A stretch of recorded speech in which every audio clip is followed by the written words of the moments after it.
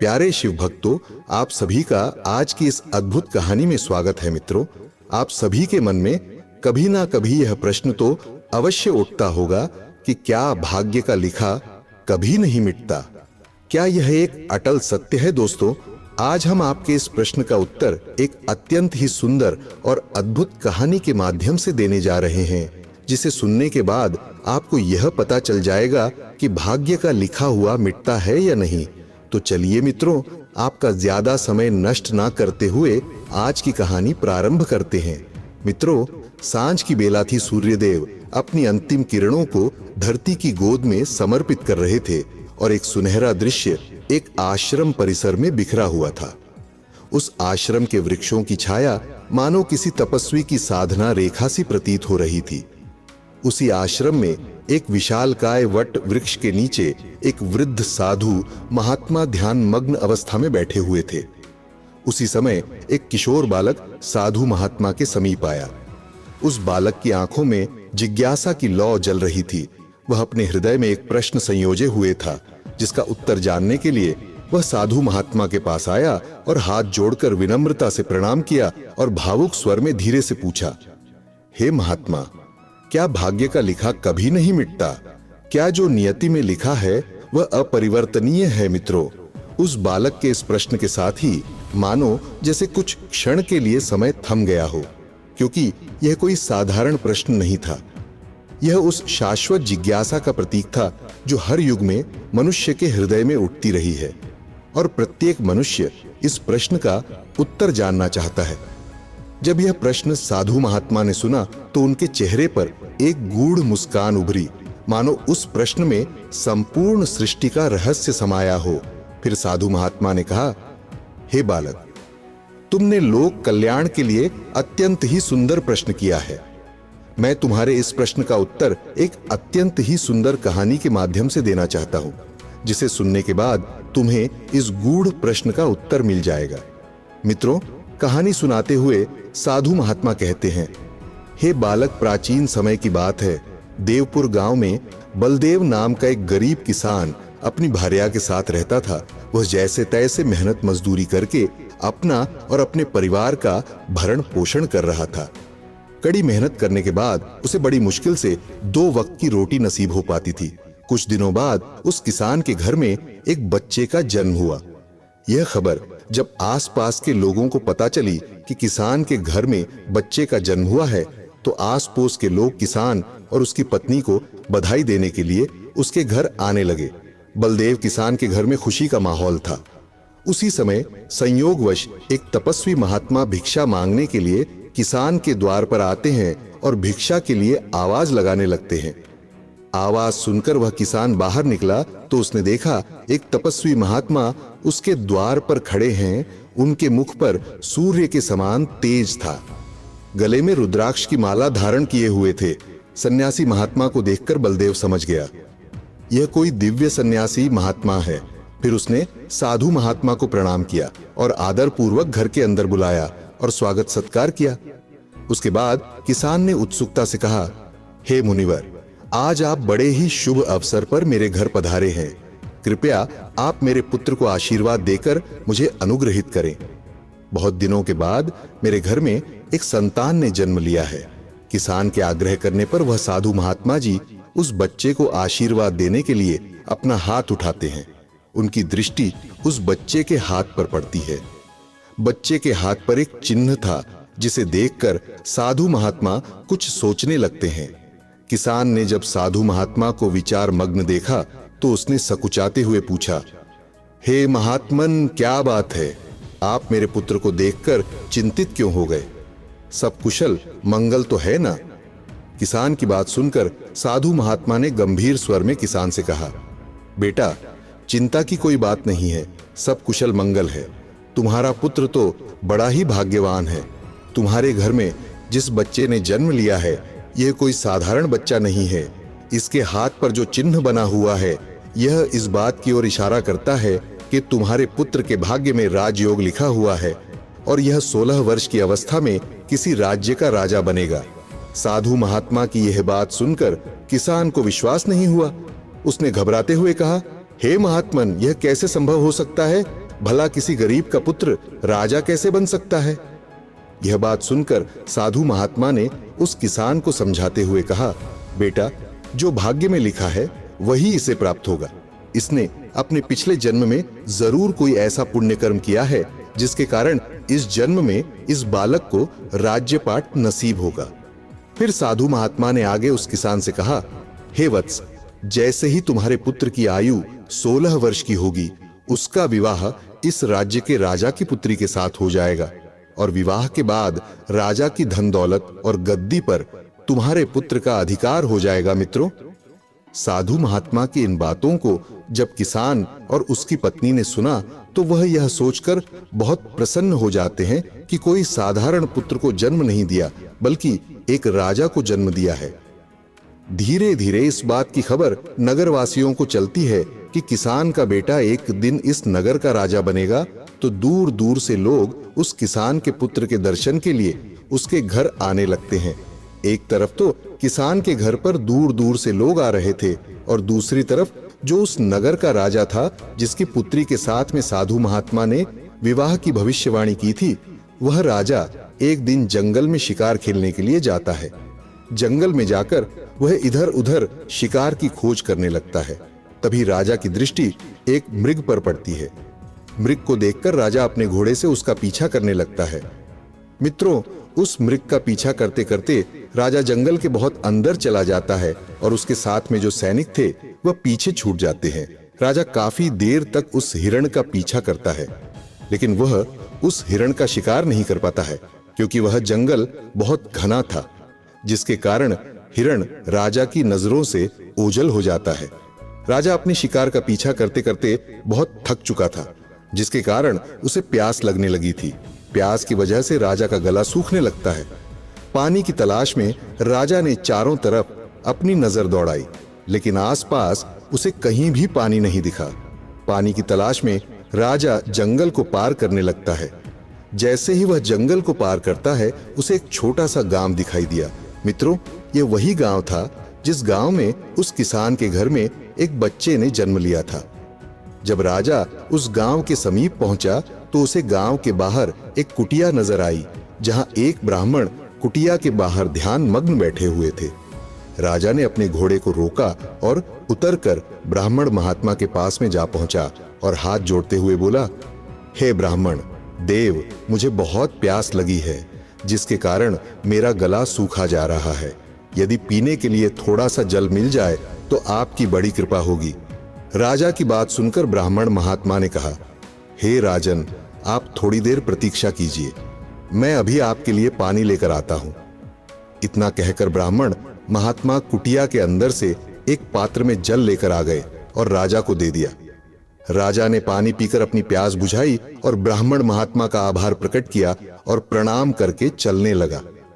तभी राजा की दृष्टि कुछ लोगों पर पड़ी जो एकत्र होकर किसान के घर उसके पुत्र के दर्शन करने के लिए जा रहे थे। मित्रों, जब राजा ने बहुत से लोगों को जाते हुए देखा तो यह देखकर उसने ब्राह्मण महात्मा से पूछा, हे ब्राह्मण देव, यह इतने सारे लोग इकट्ठे होकर कहां जा रहे हैं? राजा के पूछने पर ब्राह्मण महात्मा ने उत्तर देते हुए कहा, हे राजन, यह सब लोग एकत्र होकर उस किसान के घर जा रहे हैं जहां कुछ समय पहले एक बच्चे ने जन्म लिया है। ये सुनकर राजा ने उत्सुकता से पूछा, हे ब्राह्मण देव, उस बच्चे में ऐसी क्या विशेषता है जिसे देखने के लिए इतने लोग एकत्रित होकर जा रहे हैं? इस बात का जवाब देते हुए ब्राह्मण महात्मा ने कहा, हे राजन, उस बच्चे के हाथ पर एक ऐसा अद्भुत निशान बना हुआ है जिसका होना इस बात का संकेत है कि वह इस राज्य का राजा बनेगा। राजा बोला, महात्मा जी, यह सब झूठी बातें हैं, ऐसा कभी नहीं हो सकता, क्योंकि इस राज्य का राजा तो मैं हूं। भला मैं उस गरीब किसान के पुत्र को अपने राज्य का राजा क्यों बनाऊंगा? राजा की यह बात सुनकर ब्राह्मण महात्मा ने कहा, हे राजन, कोई इंसान ना तो किसी को राजा बना सकता है और ना ही रंक बना सकता है। बनाने वाला और बिगाड़ने वाला तो ईश्वर होता है।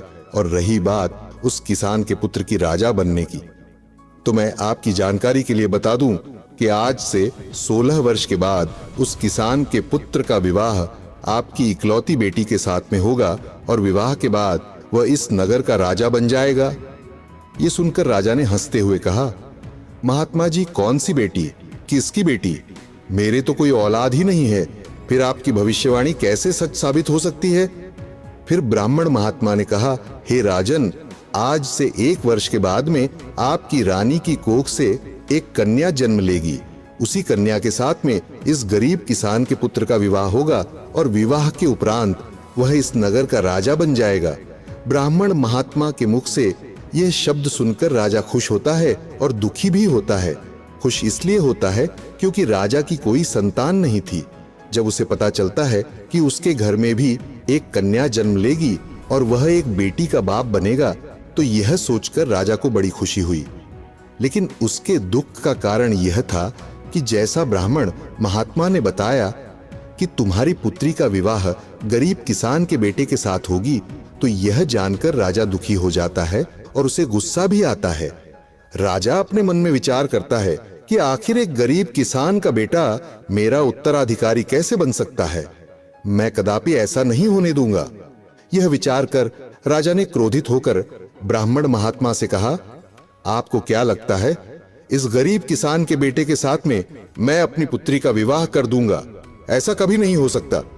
राजा की बात सुनकर ब्राह्मण महात्मा ने बहुत ही विनम्रता से कहा, हे राजन, जो उस बच्चे के भाग्य में लिखा हुआ है उसे कोई नहीं मिटा सकता। स्वयं विधाता भी नहीं मिटा सकते, क्योंकि विधाता का लिखा तो पत्थर की लकीर के समान होता है, कोई उससे छेड़छाड़ नहीं कर सकता। मित्रों, ब्राह्मण महात्मा की यह बात सुनकर राजा को बहुत क्रोध आ गया और उसने अपना क्रोध दिखाते हुए कहा, हे ब्राह्मण, तुझे क्या लगता है, मैं अपनी बेटी का विवाह उस गरीब किसान के बेटे से कर दूंगा? ऐसा मैं कभी नहीं होने दूंगा। रही बात विधाता के लिखे की, तो मुझ में इतना सामर्थ्य है कि मैं उस विधाता के लिखे को भी मिटाकर रख दूंगा। मित्रों, राजा के ऐसे मूर्खतापूर्ण शब्द सुनकर ब्राह्मण महात्मा ने मुस्कुराते हुए कहा, हे राजन, मैं भी यही हूं और आप भी यही हो। पहले वह समय आने दो, फिर देखते हैं कि क्या होता है, कौन किस पर भारी पड़ता है। राजा ने कहा, ठीक है महात्मा जी, समय आने दो, फिर आप देखना। इतना कहकर राजा अपने घोड़े पर सवार होकर राजमहल की ओर चल देता है। महल पहुंचकर राजा अपने मन में विचार विमर्श करने लगता है कि ऐसा क्या किया जाए जिससे सांप भी मर जाए और लाठी भी न टूटे। मैं ऐसा क्या करूं कि ऐसी नौबत ही नहीं आए कि मुझे अपनी बेटी का विवाह उस गरीब किसान के बेटे से करना पड़े।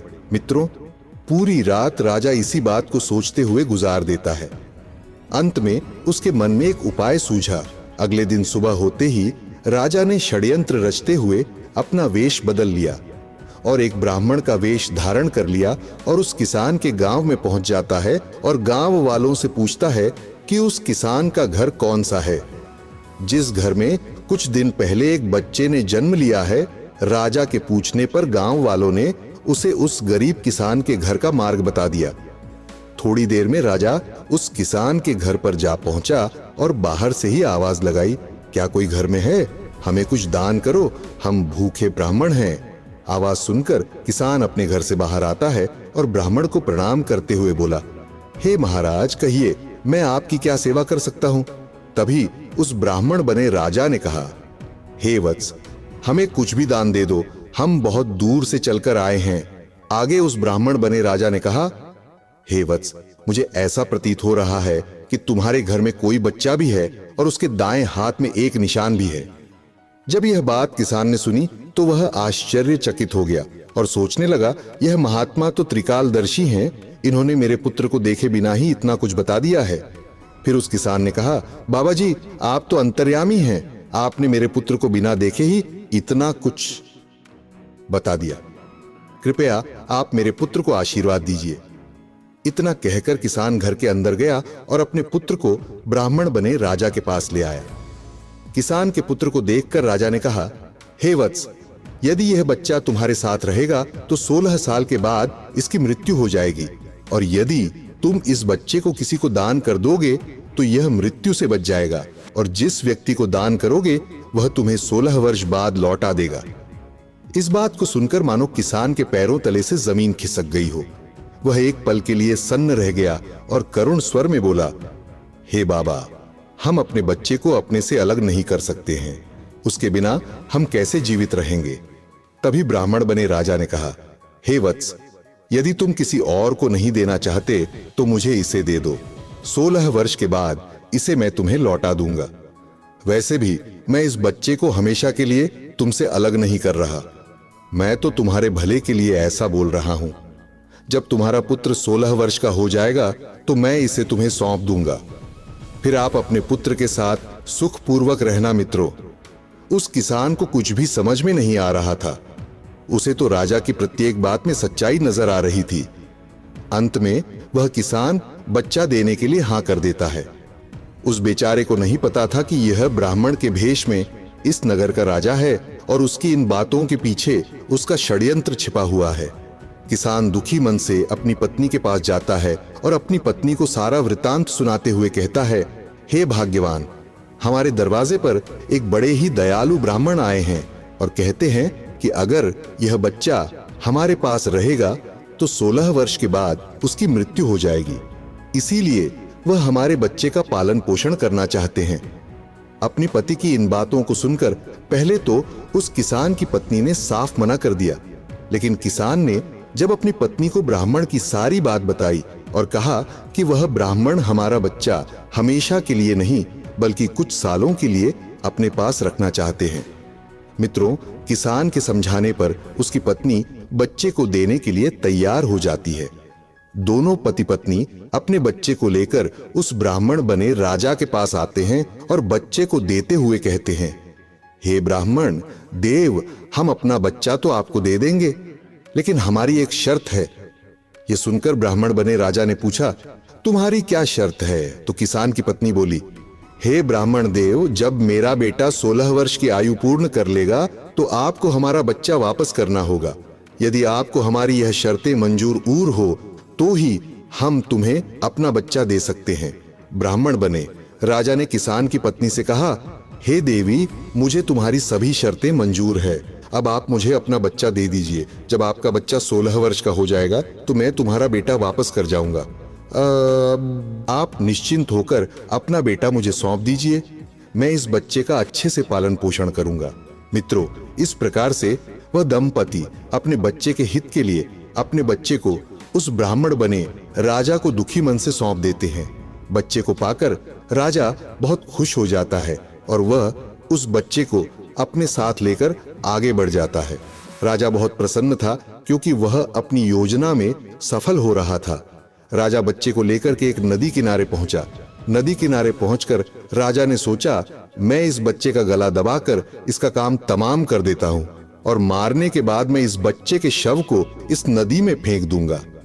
लेकिन मित्रों, जब राजा ने उस बच्चे का मासूम चेहरा देखा तो उसे दया आ गई और उसने अपना विचार बदल लिया और वह मन ही मन सोचने लगा, इस बच्चे ने मेरा क्या बिगाड़ा है? मैं क्यों इस मासूम बालक की हत्या का पाप अपने सिर पर लूं? इस घोर पाप के लिए तो मुझे नरक में भी जगह नहीं मिलेगी। यह सोचकर राजा घबरा जाता है और उसके हाथ कांपने लगते हैं और सोचने लगता है, ऐसा क्या करूं जिससे मेरे हाथों इस बच्चे की हत्या भी ना हो और भाग्य का लिखा भी मिट जाए। काफी सोच विचार करने के बाद उसके मन में एक विचार आया। वह एक बढ़ई की दुकान पर जाता है और एक लकड़ी का संदूक बनवाता है और उस संदूक को लेकर प्रसन्नता से दोबारा नदी किनारे आ जाता है, क्योंकि मित्रों, राजा ये सोच रहा था कि अगर वह बच्चे को लकड़ी के संदूक में बंद करके जीवित ही जल में प्रवाहित कर देगा तो उसे बाल हत्या नहीं लगेगी और उसके मार्ग का अवरोध भी खत्म हो जाएगा। ऐसा विचार करके राजा ने उस बच्चे को लकड़ी के संदूक में रख दिया और नदी की तेज धारा में बच्चे को प्रवाहित कर दिया। ऐसा घृणित कार्य करने के बाद राजा ने अपना वेश बदला और खुशी से अपने घोड़े पर सवार होकर राजमहल की ओर चल देता है। वह रास्ते में बस यही बात सोचकर प्रसन्न हुए जा रहा था कि आज उसने विधाता के लिखे को मिटा दिया, क्योंकि मित्रों, राजा यह सोच रहा था कि जिस संदूक में उसने बच्चे को रखकर प्रवाहित किया है वह समुद्र में चला जाएगा और बच्चे की मृत्यु हो जाएगी, और जब बच्चा ही नहीं रहेगा तो कैसे उसके साथ मेरी बेटी का विवाह होगा। यही सोचते सचते राजा अपने महल में जा पहुंचा और खुश होकर अपने नौकरों को उपहार देने लगा। राजा को इस प्रकार से खुश देखकर किसी को कुछ समझ नहीं आया, परंतु प्रसन्नता का कारण पूछने की हिम्मत किसी के अंदर नहीं हुई। इधर क्या हुआ कि वह लकड़ी का संदूक बहते हुए चंद्रपुर राज्य के किनारे जा पहुंचा। मित्रों, आगे की कहानी सुनाते हुए वृद्ध साधु महात्मा उस किशोर बालक से कहते हैं, हे बालक, वह लकड़ी का संदूक जिस राज्य के किनारे पहुंचा था, उस राज्य का राजा बहुत ही परोपकारी और पुण्यत्मा था। वह अपने सैनिकों के साथ प्रतिदिन सुबह नदी में स्नान करने के लिए आता था। उस दिन जब राजा ब्रह्मदत्त अपने सैनिकों के साथ नदी पर स्नान करने आया तो उसे नदी के जल में बहता हुआ एक लकड़ी का संदूक दिखा। संदूक को देखकर राजा ने अपने सैनिकों को संदूक को नदी से बाहर निकालने का आदेश दिया। राजा के आदेशानुसार सैनिकों ने संदूक को बाहर निकाला। उसके बाद राजा ने संदूक को खोलकर देखा तो उसके अंदर एक छोटा सा बच्चा लेटा हुआ था और मुस्कुरा रहा था। यह देखकर राजा आश्चर्यचकित हो जाता है और उसने तुरंत बच्चे को अपने हाथों से उठा लिया और भगवान का धन्यवाद करते हुए कहने लगा, हे भगवान, आज आपने मेरी बात सुन ली। आपने मुझे इस बच्चे को प्रदान करके मेरी संतान प्राप्ति की इच्छा पूर्ण कर दी। मैं सदैव आपका आभारी रहूंगा। मित्रों, राजा ब्रह्मदत्त उस बच्चे को पाकर इसीलिए प्रसन्न था क्योंकि उसकी कोई संतान नहीं थी। उसके बाद राजा उस बच्चे को अपने साथ लेकर महल में आ जाता है। राजा के हाथ में बच्चे को देखकर रानी भागकर राजा के पास आती है और उत्सुकता से पूछती है, हे स्वामी, ये किसका बच्चा है? रानी के पूछने पर राजा ने सारा घटनाक्रम अपनी पत्नी को बता दिया और कहा, हे प्रिय, ईश्वर ने हमारी प्रार्थना सुन ली और हम निसंतान के घर में यह बच्चा भेजा है। रानी ने हाथ जोड़कर भगवान को धन्यवाद दिया और फिर उस बच्चे को राजा के हाथों से ले लिया।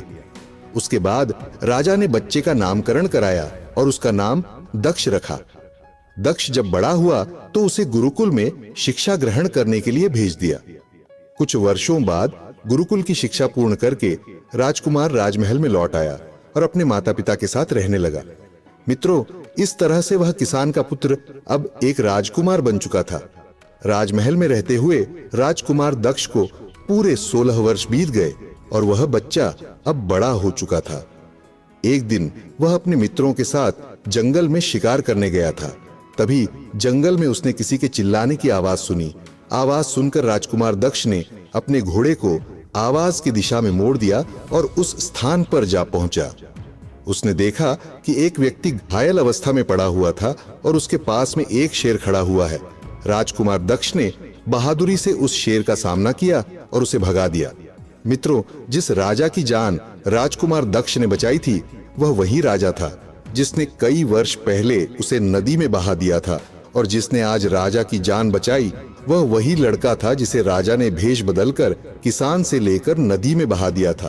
कुछ देर बाद राजा की नजर राजकुमार दक्ष के हाथ पर पड़ी, जिसमें वह अद्भुत निशान बना हुआ था। निशान देखकर राजा समझ गया कि यह वही लड़का है जिसे उसने नदी में बहा दिया था।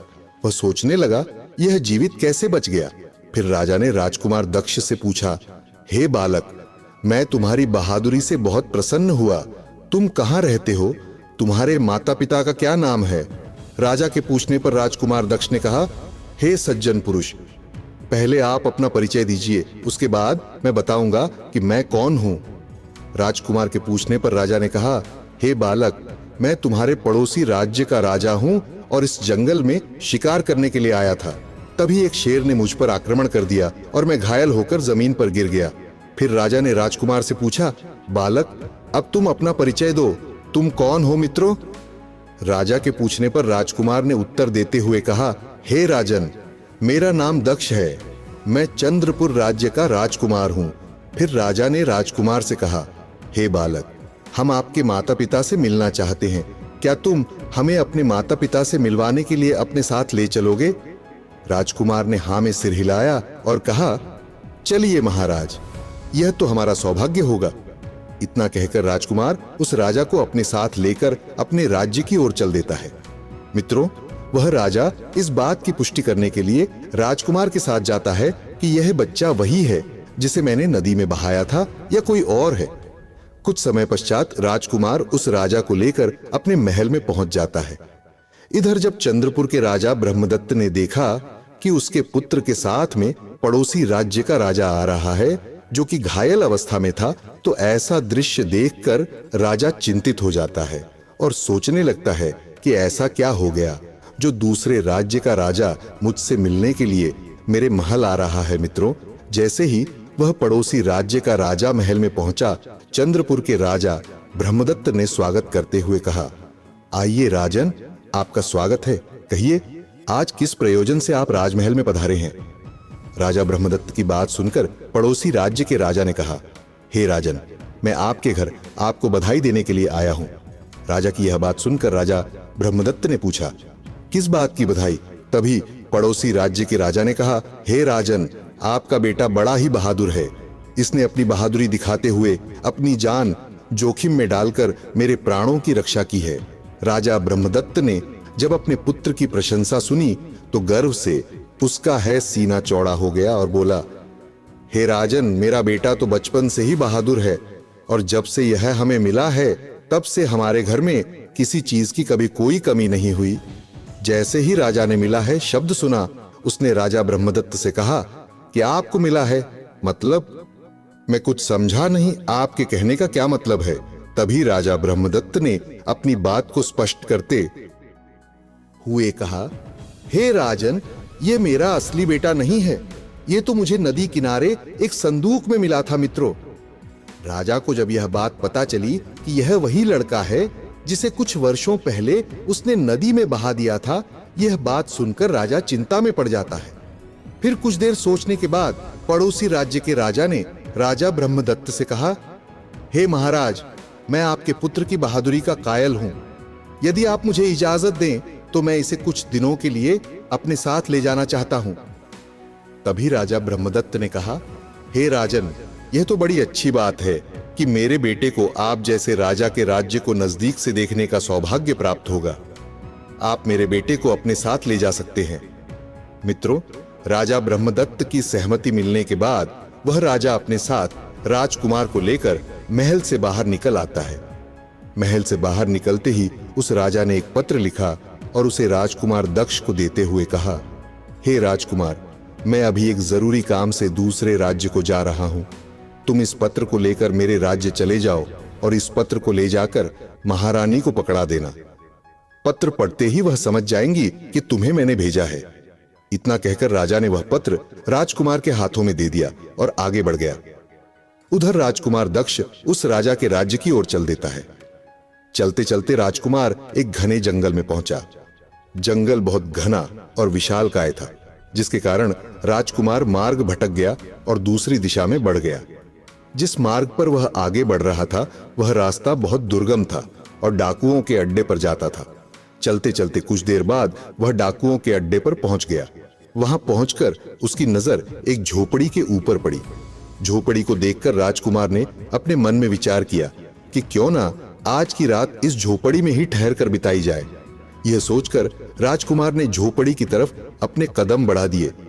मित्रों, जैसे ही राजकुमार उस झोपड़ी के पास पहुंचकर के अंदर झांक कर देखा तो अंदर का नजारा देखकर वह हैरान रह गया, क्योंकि झोपड़ी बाहर से टूटी फूटी नजर आ रही थी, लेकिन उसके अंदर नीचे जाने के लिए सीढ़ियां बनी हुई थी। राजकुमार उन सीढ़ियों से उतरकर नीचे जाने लगा। सीढ़ियों से उतरने के बाद उसने देखा कि उसके सामने एक भव्य महल था। वह उस महल के अंदर जैसे ही प्रवेश करता है, उसे एक बूढ़ी महिला दिखी जो खाना बना रही थी। जब उस बुढ़िया की नजर राजकुमार पर पड़ी तो उसने राजकुमार से पूछा, बेटा, तुम कौन हो, कहां से आए हो और बिना इजाजत तुम अंदर कैसे प्रवेश कर गए? उस बूढ़ी औरत के पूछने पर राजकुमार ने सारा घटनाक्रम उस बुढ़िया को बताया और कहा, मैया, मैं मार्ग भटक गया हूं, जिसकी वजह से मैं यहां आ गया। यदि आप मुझे एक रात ठहरने की इजाजत दे दे तो आपकी बड़ी कृपा होगी। मैं आपको वचन देता हूं कि सुबह होते ही मैं यहां से चला जाऊंगा।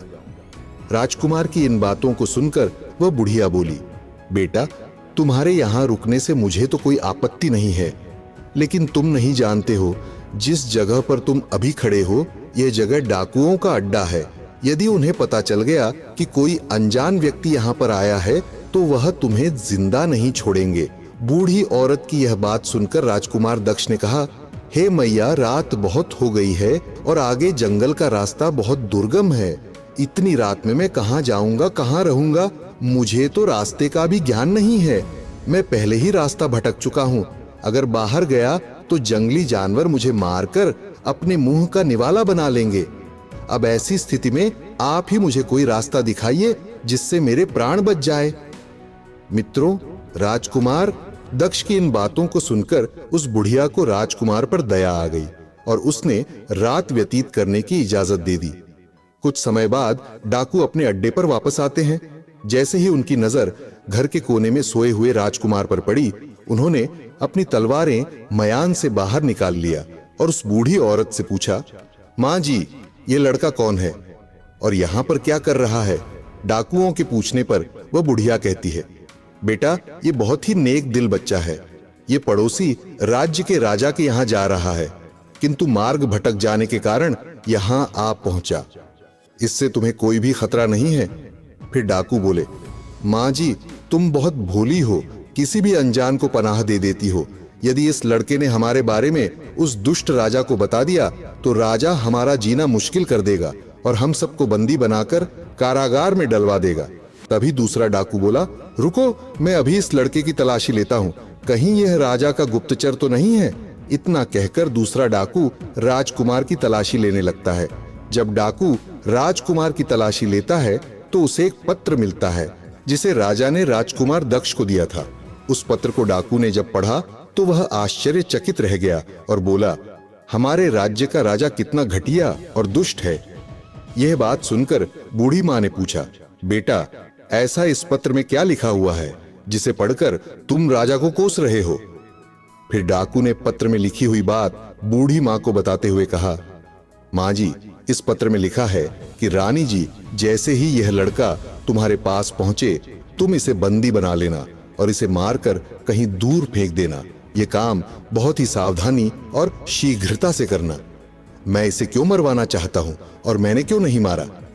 इन सवालों का जवाब मैं तुम्हें महल में आकर दे दूंगा। मित्रों, डाकू के मुख से पत्र में लिखी हुई बातों को जब उस बूढ़ी माँ ने सुनी तो कहने लगी, बड़ा ही दुष्ट राजा है, जिसके हाथों से पत्र भिजवा रहा है, उसी को मरवाने का आदेश भी दे रहा है। यह सुनकर उस बुढ़िया ने अपने मन में विचार किया कि मुझे इस मासूम को किसी भी तरह कोई भी उपाय करके बचाना चाहिए। उसने डाकुओं से कहा, तुम इस पत्र को बदल दो। इस पत्र के स्थान पर एक दूसरा पत्र तैयार करो और उसमें लिखो कि रानी, मैं जिस लड़के को तुम्हारे पास भेज रहा हूं, यह चंद्रपुर राज्य का राजकुमार है। यह लड़का बहुत ही बहादुर और बुद्धिमान है। मैंने इस लड़के को अपनी पुत्री के विवाह के लिए चुना है। इसीलिए जैसे ही यह लड़का तुम्हारे पास आए, तुम इसका अच्छे से स्वागत सत्कार करना और उसके बाद राजकुमारी का विवाह इस लड़के से कर देना। यह काम मेरे नगर में आने से पहले हो जाना चाहिए। मुझे यह लड़का क्यों पसंद है, क्यों मैं अपनी बेटी का विवाह इस लड़के से करना चाहता हूं, इन सवालों के जवाब मैं तुम्हें नगर में वापस आकर दूंगा। इतना लिखकर डाकू ने उस पत्र को दोबारा से राजकुमार की जेब में रख दिया। इसके बाद वह भोजन करने चले गए और सुबह राजकुमार के उठने के पहले ही वहां से चले गए। उसके बाद बूढ़ी माता ने राजकुमार को उठाया और कहा, बेटा, सुबह हो गई है, अब तुम अपने गंतव्य स्थान की ओर प्रस्थान कर सकते हो। राजकुमार ने उठकर बूढ़ी माता को प्रणाम किया और आश्रय देने के लिए धन्यवाद किया। फिर राजमहल का मार्ग पूछा और विदा लेकर राजमहल की तरफ बढ़ गया। कुछ समय पश्चात राजकुमार राजमहल पहुंच जाता है और रानी को पत्र देते हुए कहता है, हे रानी साहिबा, महाराज ने आपके लिए यह पत्र भेजा है। आप इस पत्र को पढ़कर बताइए मुझे क्या करना है। रानी ने राजकुमार के हाथ से पत्र ले लिया और उसे खोलकर पढ़ा। उसमें लिखा था, रानी जी, यह लड़का तुम्हारे पास आए तो तुम इसका अच्छे से स्वागत सत्कार करना और उसके बाद राजकुमारी का विवाह इस लड़के से कर देना। यह काम मेरे नगर में आने से पहले हो जाना चाहिए। मुझे यह लड़का क्यों पसंद है, क्यों मैं अपनी बेटी का विवाह इस लड़के से करना चाहता हूं। इन सवालों के जवाब मैं तुम्हें नगर में वापस आकर दूंगा। मित्रों, रानी पत्र में लिखी हुई बातों को पढ़कर सोचने लगती है कि महाराज को इस लड़के में ऐसी क्या खूबी नजर आई जो जल्दी से जल्दी राजकुमारी के साथ इसका विवाह करने का आदेश दिया है महाराज। इस प्रकार कैसे किसी अनजान राजकुमार के साथ राजकुमारी का विवाह कर सकते हैं? लेकिन राजा के आदेश को रानी टाल नहीं सकती थी, इसलिए रानी ने तुरंत ही पंडित को बुलाकर राजकुमारी का विवाह राजकुमार दक्ष के साथ करवा देती है। इस प्रकार वह लड़का अब राजकुमारी से विवाह करके राजा के महल में रहने लगता है। कुछ दिनों के बाद राजा अपना काम पूर्ण करके अपने नगर को आता है। जब वह अपने नगर में पहुंचा तो बहुत प्रसन्न था, क्योंकि उसे लग रहा था कि अब तक तो रानी ने उस लड़के को मृत्यु के घाट उतरवा दिया होगा, और अब उस लड़के के साथ मेरी बेटी का विवाह कैसे हो सकता है? मैंने तो भाग्य के लिखे को ही मिटा दिया है। लेकिन मित्रों, जैसे ही राजा अपने महल में पहुंचता है और उस गरीब किसान के बेटे को अपनी राजगद्दी पर बैठा हुआ देखता है तो आश्चर्यचकित हो उठता है और सोचने लगता है, मैंने तो इस लड़के को रानी के पास इसलिए भेजा था कि रानी इसे बंदी बनवाकर मृत्यु के घाट उतार देगी। लेकिन यहां तो सब उल्टा हो गया जब उसे यह पता चलता है कि मेरी पुत्री का विवाह उसी लड़के के साथ हो गया है जिसकी भविष्यवाणी साधु महाराज ने की थी। तो यह जानकर राजा क्रोध में भर जाता है और गुस्से में आकर रानी से कहने लगा, तुमने मेरी आज्ञा का उल्लंघन किया है। मैंने तुम्हें पत्र में लिखकर भेजा था कि तुम इस लड़के को मरवा देना, लेकिन तुमने तो इसके साथ राजकुमारी का विवाह कर दिया। मित्रों, राजा की इन बातों को सुनकर रानी बोली, हे महाराज, मैंने तो वही किया है जैसा आपने पत्र में लिखा था। इतना कहकर रानी ने वह पत्र राजा के हाथों में दे दिया। राजा ने जब पत्र में लिखी हुई बातों को पढ़ा तो देखा कि उसमें कुछ और ही लिखा हुआ था। यह देखकर राजा ने सैनिकों को आदेश दिया कि जाओ, उस लड़के को पकड़ कर लाओ जिसके साथ राजकुमारी का विवाह हुआ है। सैनिकों ने तुरंत ही राजा की आज्ञा का पालन किया और उस किसान के बेटे को पकड़कर राजा के सामने ले आए। राजा ने गुस्से में उस लड़के से कहा, तुम्हारी हिम्मत कैसे हुई मेरी पुत्री से विवाह करने की? तुमने मुझे बहुत बड़ा धोखा दिया है और मेरे राज्य में धोखा देने की सजा मृत्यु होती है। अब तुम मरने के लिए सज्ज हो जाओ। मैं तुम्हें इस राज्य का राजा कभी भी स्वीकार नहीं कर सकता। तुम एक गरीब किसान के बेटे हो और गरीब ही रहोगे। मैं भी देखता हूं कि तुम किस प्रकार इस राज्य के राजा बनते हो। मित्रों, राजा की इन बातों को सुनकर राजकुमार दक्ष, जो कि वास्तव में उस किसान का लड़का था, उसने निर्भय होकर कहा, महाराज, आप कैसी बातें कर रहे हैं? मैंने तो आपको कोई धोखा नहीं दिया है और आप बार बार किस किसान की बात कर रहे हो? आपको तो पता है कि मैं किसी किसान का बेटा नहीं हूं। मैं तो चंद्रपुर राज्य के राजा ब्रह्मदत्त का पुत्र राजकुमार दक्ष हूं।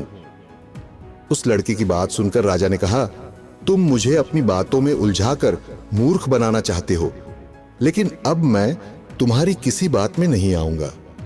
आज का दिन तुम्हारे जीवन का अंतिम दिन साबित होगा। इतना कहकर राजा मयान से तलवार निकाल लेता है। राजा के हाथ में तलवार देखकर राजकुमारी अपने पिता के सामने आकर खड़ी हो जाती है और कहती है, पिताश्री, आप जिसे मारने जा रहे हैं वह अब मेरे पति हैं। उन्हें मारने से पहले आपको मुझे मारना होगा। इधर राजमहल के अंदर यह सब कुछ चल रहा था कि तभी एक सैनिक राजा के पास आता है और आकर राजा से कहता है, हे महाराज, द्वार पर एक सन्यासी महात्मा खड़े हुए हैं। उनके मुख पर सूर्य के समान दिव्य तेज है और गले में रुद्राक्ष की माला धारण किए हुए हैं और वह आपसे इसी क्षण मिलना चाहते हैं। राजा ने सैनिक से कहा, ठीक है, जाओ, सम्मान सहित महात्मा जी को अंदर ले आओ। आदेश मिलते ही सैनिक सन्यासी महात्मा के पास जाता है और उन्हें अपने साथ दरबार में ले आता है। मित्रों, राजा ने महात्मा जी को प्रणाम किया और उनके आने का प्रयोजन पूछा। तभी महात्मा जी ने कहा, हे राजन, आपने मुझे पहचाना नहीं। जब राजा ने कहा, आप कौन हो और मुझसे क्यों मिलना चाहते हो, तो सन्यासी महात्मा ने बड़ी ही विनम्रता के साथ मुस्कुराते हुए जवाब दिया, राजन, मैं वही महात्मा हूं जिससे आप 16 वर्ष पूर्व मिले थे और मैंने आपको बताया था कि आज से 16 वर्ष के बाद में आपकी पुत्री का विवाह इस गरीब किसान के बेटे से होगा। लेकिन आपने कहा था कि मैं राजा हूं, मैं भाग्य का लिखा मिटा सकता हूं। फिर आगे सन्यासी महात्मा ने कहा, हे राजन, जो मनुष्य के भाग्य में लिखा होता है वही होकर रहता है। सन्यासी महात्मा की यह बात सुनकर राजा को अपनी गलती पर बहुत पश्चाताप होता है और वह हाथ जोड़कर कहता है, हे महात्मन, मुझे क्षमा कर दीजिए। आपने सच कहा था कि कोई किसी का भाग्य का लिखा नहीं मिटा सकता है। जो जिसके भाग्य में लिखा होता है उसे वही प्राप्त होता है। फिर सन्यासी महात्मा ने राजा से कहा, हे राजन, अब तुम व्यर्थ की चिंता छोड़ो और किसान के बेटे को अपना उत्तराधिकारी नियुक्त करके सुखपूर्वक जीवन व्यतीत करो। यही नियति का लेख है और इसी में तुम्हारा और इस राज्य कल्याण है। इतना कहकर साधु महात्मा वहां से चले जाते हैं। उसके बाद राजा ने उस किसान के बेटे को अपना उत्तराधिकारी नियुक्त कर दिया और स्वयं जंगल में तपस्या करने के लिए चला जाता है। मित्रों, आगे वह वृद्ध साधु महात्मा उस किशोर बालक से कहते हैं, हे बालक, मेरी यह बात सदैव याद रखना कि तुम केवल अपने सत्कर्मों पर ध्यान देना, क्योंकि कुछ परिस्थितियां हमारे नियंत्रण में नहीं होती हैं। वह समय के अनुसार पहले से ही तय है, जिन्हें हम चाहकर भी नहीं बदल सकते। इसलिए सदैव सत्कर्म करना और भगवान का ध्यान करना, इसी से मानव का कल्याण हो सकता है। प्रिय मित्रों, इस प्रकार से आज की यह ज्ञान से परिपूर्ण कहानी समाप्त हुई। आशा करते हैं आपको यह कहानी पसंद आई होगी। आपको कहानी पसंद आई हो तो एक बार जय श्री कृष्णा, जय भोलेनाथ अवश्य लिखें। धन्यवाद। हर हर महादेव।